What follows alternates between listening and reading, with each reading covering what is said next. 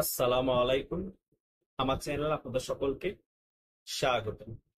বাংলাদেশের মধ্যে হচ্ছেটা কি, কোনো জায়গায় যদি সমাবেশে বাধা দেয়, সমাবেশ পণ্ড করে দেয়, সে জায়গায় পুলিশ, আর্মি, বিজিবিকে গুলি করার নির্দেশ দেওয়া হয়, বলা হয় সন্ত্রাসী হামলা।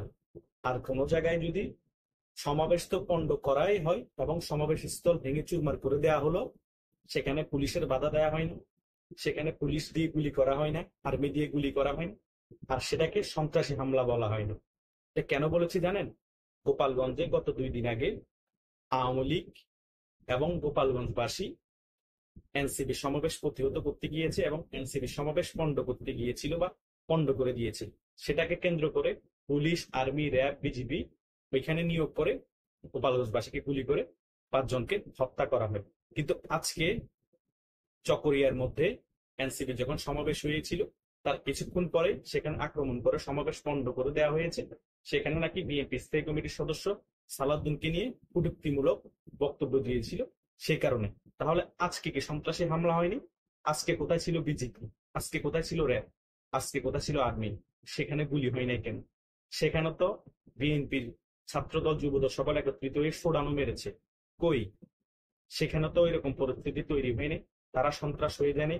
মানে আপনারা যেটা করবেন সেটা আইন, আর অন্যরা কিছু করলে সেটা কি? সেটা ফাইন। নাকি আপনারা কিছু করলে ফাইন, অন্যরা কিছু করলে সেটা আইন? এটা আপনারাই ভালো জানেন। এই দুটা থেকে কোনটা আপনারা পালন করতেছেন সেটা জনগণের কাছে এখন ক্লিয়ার হয়ে গিয়েছে। মানে আওয়ামী লীগকে পছন্দ করেন, আওয়ামী লীগ কোনো কিছু করলে আওয়ামী লীগকে গুলি করতে হবে, আওয়ামী লীগ সন্ত্রাসী কার্যকলাপ করে। আর অন্য দল কিছু করলে সেটা সন্ত্রাসী কার্যকলাপও হয় না, সেখানে আর গুলিও হয় না। এটাই হচ্ছে বাস্তবতা। আজকে সকলের কাছে সকল বিষয় ক্লিয়ার হয়ে গিয়েছে। আর সবচেয়ে গুরুত্বপূর্ণ বিষয় হচ্ছে এই এনসিপির যে দলটা আছে, জামাতের বি টিম বলেন আর জামাত ইসলামের অঙ্গ সংগঠন বলেন, এই দলটা বাংলাদেশের কোথাও ঠাঁই পাবেন। কেন পাবে না জানেন? প্রত্যেকটা জেলার মধ্যে এদেরকে সমাবেশ করতে দেওয়া হয় না, প্রত্যেকটা জেলার মধ্যে এরা আক্রমণের শিকার হচ্ছে। তারা রাজনৈতিক ভাবে ওটা ফেস না করে প্রশাসন দিয়ে ফেস করছে। তারা কি সরকারি কোনো দল?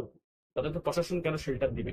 এখন প্রশাসন শেল্টার শুধু এনসিপি কে দিচ্ছে, জনগণকে প্রশাসন শেল্টার দিয়ে সেভ করতে পারতেছে না। আর্মি এনসিপি কে এপিসির ভিতর ঢুকিয়ে সেভ করে নিয়ে যাচ্ছে।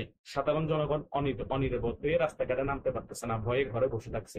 এটাই হচ্ছে আমাদের এখন ইউনিট সরকারের শাসন আমল। আপনারাই সিদ্ধান্ত নেন বাংলাদেশে কোনটা আইন আর কোনটা ফাইন। আমাদের আর কিছু বলার নেই, আমাদের বাস্তবতা তুলে ধরা দরকার, আমরা আপনাদের কাছে তুলে ধরি। আপনারাই সিদ্ধান্ত নিবেন শেখ হাসিনা সরকার আমল ভালো ছিল 16 বছরে, নাকি 10 মাসে ইউনুস গঙে সরকার আমল ভালো। আমাদের কোনটা ভালো দেখিয়ে দেওয়ার দরকার নেই, কিন্তু কি হয়েছে 16 বছর আওয়ামী সরকার আমল আপনারা দেখতেছেন। আর এই 10 মাসে ইউনুস সরকারের আমলে কি হচ্ছে, এই এনসিপি পান্ডারা গুন্ডারা কি করছে সারা বাংলাদেশে, সেটা আপনারা দেখতে পাচ্ছেন। এটাই হচ্ছে এখন ইউনুস সরকারের সকল বাস্তবতা। আমার আর কিছু বলার নেই, আপনারা সিদ্ধান্ত নেবেন আগামীতে ইউনূস সরকার কি রাখবেন নাকি রাজপথে নেবেন, আবার বাংলাদেশের গণতন্ত্র পুনরুদ্ধার করবেন। ধন্যবাদ সকলকে।